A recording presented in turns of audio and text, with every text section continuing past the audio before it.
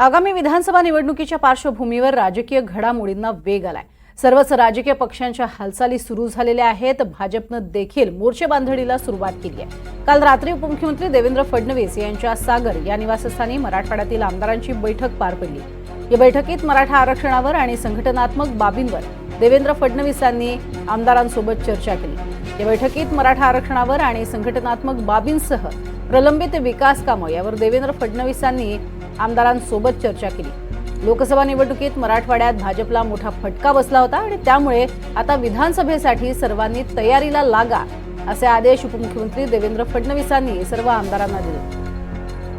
तसंच महायुती म्हणून आपल्याला विधानसभा निवडणुकीला सामोरं जायचंय असं देखील या बैठकीत देवेंद्र फडणवीसांनी सगळ्या आमदारांना सांगितलंय।